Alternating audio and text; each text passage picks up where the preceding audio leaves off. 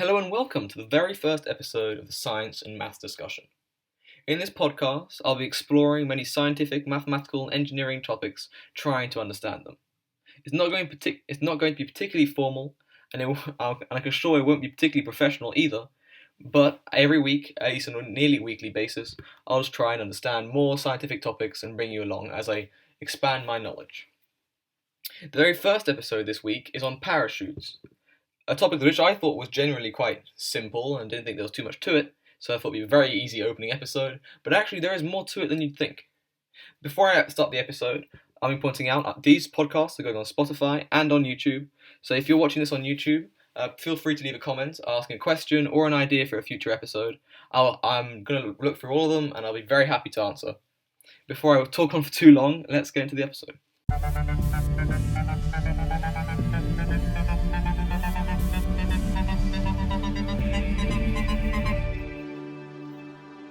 So parachutes. Parachutes start a lot earlier in history than you might think.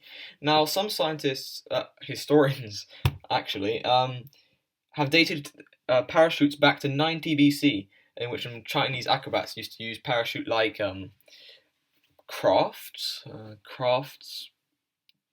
not vehicles, parachute-like devices to perform. However, the more concrete evidence later on is in the late 15th century when Leonardo da Vinci produced some sketches of things that resemble more the modern parachute.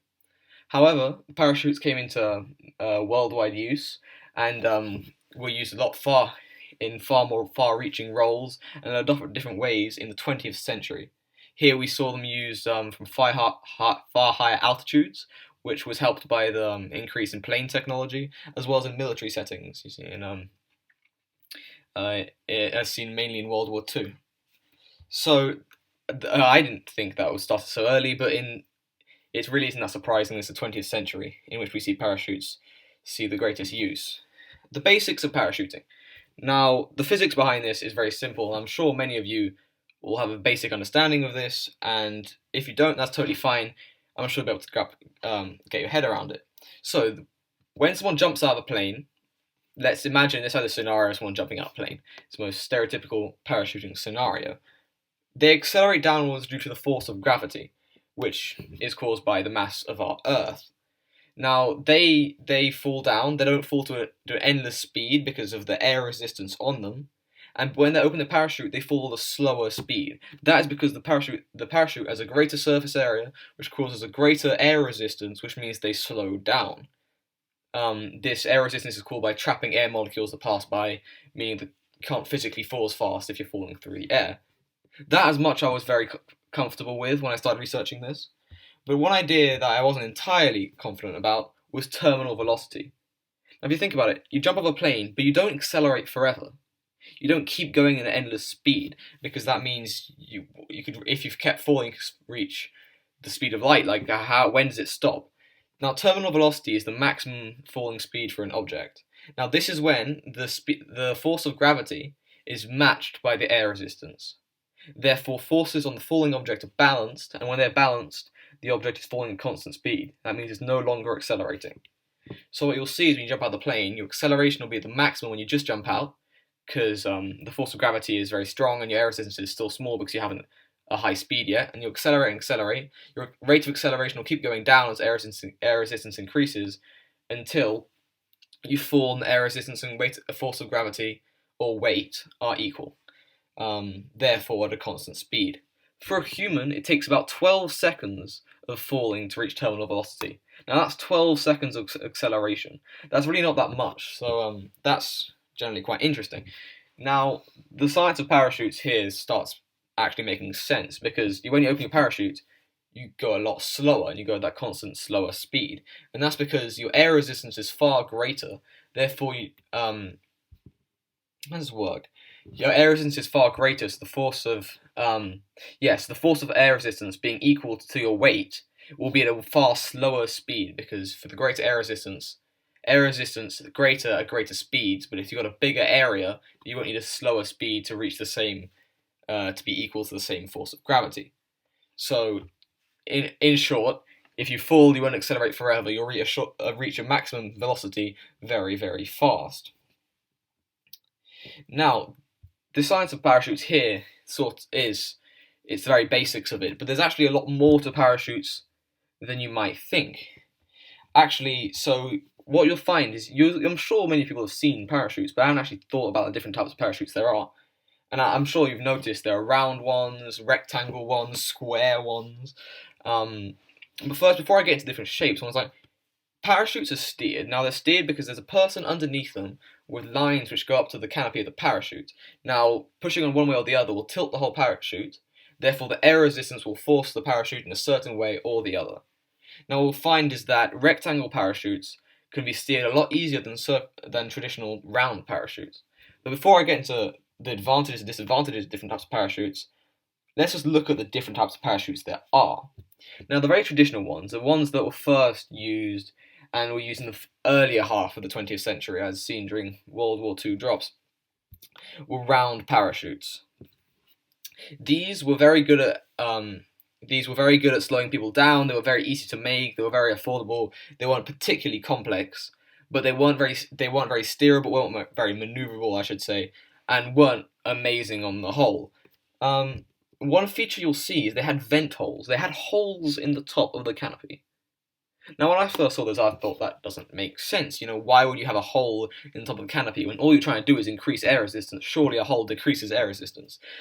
But that hole is actually very important because it allows air to escape. You see, if you're falling and air is getting trapped by this canopy, and if it gets forced in there, that force of the air being compressed can actually cause the parachute to oscillate, to shake around a little bit, which can be very dangerous and for the parachutist and cause many problems, I'm sure. So they have a vent hole in nearly the top of the parachute, which allows air to escape, so the buildup of pressure isn't too great.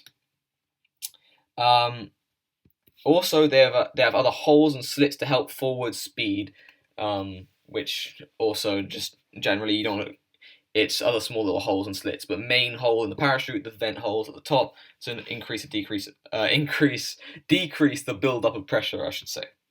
Now, the main disadvantage of these traditional round parachutes were they were very hard to steer, and they also had very hard landings, which mean it wasn't the greatest for comfort, and they were more just for ease of use and ease of manufacture than anything else. Now, the ones you'll see in a modern setting, the ones you'll see a lot more common, are ram air parachutes. Now, these you can imagine are a traditional round parachute, but sort of the ends have been chopped off, and so you're parachuting under a rectangle. And it's not just a rectangular canopy; it's built of ribs, these sort of long cylinder things that fill up with air as you fall down. So it's a rectangle with little cylinders. It's made up of cylinders. It's a very crude way of explaining it. But these are the most modern parachutes because they're far more maneuverable. You can do a lot more advanced things with them, and they are far better. Now the way it works is they fall, and as air resistance builds up, air will fill up the ribs that make up the parachute, and therefore increase air resistance. There's two layers acting. There's air resistance. It's also very stable, as the round parachutes, while still being more maneuverable. And if it's more maneuverable, you'll be able to maneuver your way into far softer landings as well. Now, those aren't the only types of parachutes. We also have the Cruciform Parachute, which is very similar to the round parachute and also shares disadvantages, yet it's square. It has a square top. It's a round parachute, but the edges are far more square. I don't personally see the point of it. To me, it just looks like a round parachute, but again, I am not a pro at this in any sense. There are also Rugolo wings. I find these quite interesting. This sort of triangular paper plane-like shape with a person sort of hanging underneath it and falling. It's very similar to a kite.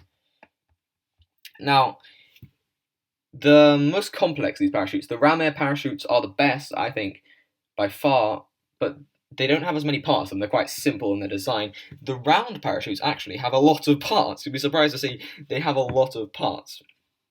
Now, one thing I just wondered that I've seen quite a bit, and I never really knew quite what or why it was there, is a tiny little parachute on the end of the round parachute. It seemed weird to me, like that extra parachute doesn't really increase that much air resistance. Don't really see why it's there, and it's called a pilot chute. Now, actually, when you've got a parachutist falling, they've just jumped out of their plane, they've got the backpack on their back. The pilot chute jumps out, is released first out of the backpack. The air resistance on this pulls out the rest of the parachute. Now that makes a lot of sense. If you just release the big parachute by itself, or it jumping out, it falling out the bag could be a bit tricky. If a small pilot chute goes out, air resistance pushes the rest out very cleanly, very fast, very efficient. That's something that I saw. All these different parts of the parachute, between the pilot chute, the main canopy, and the person hanging underneath, are all held together by these strings. Between the pilot chute and the canopy, they're called the bridle. Between the actual main canopy and the person, they're called suspension lines. And then they've also got links and risers, and just plenty of different connecting small things between the main parts of the parachute. You see the top vent, which I mentioned earlier, can be called the apex as well. This is another word for it, being it is just to release air pressure buildup. Then you have the main parachute, the main bit that increases the air resistance to reduce the terminal velocity, is called the canopy, as I've mentioned multiple times. And the part sort of to the sides of it, the bottom half of the round parachute canopy, is called the skirt. It doesn't have as much an impact in air resistance, but it's sort of the bottom bit of it. And then from the person up to the canopy, well, for the first part of that link of different ropes and things, are called the control lines, and that's how you steer the parachute. You yank on one side or the other, so you pull on the control lines, and there you go. And the person is linked in through a harness and container, so they don't detach from their parachute. One last thing I'd like to mention is when you fall in the parachute, if you jump out your plane, you have your main parachute, which the pilot chute goes out first, and then the main parachute, but you also have a backup parachute in there as well. So if your main parachute fails in some way, I'm not sure how it could fail, maybe it rips or something, I'm not quite sure, but you have a backup in there, you have emergency one, so the parachutist is safe even if there is an accident. Now that's basically it. That's the essence of it. A very simple topic, but it has some small things that you may not have expected, and some small things that you kind of wondered about but never really researched, so that was quite interesting for me. In the next coming weeks, I'll be doing some far more complicated and longer episodes on more deep scientific topics.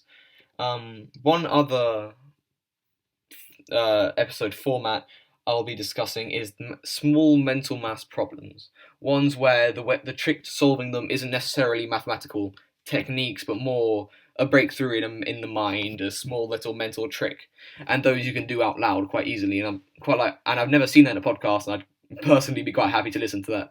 So I thought I'd do some episode formats like that. I'll be taking some from small maths competitions and read them out loud and talking about my own approach to finding the answer.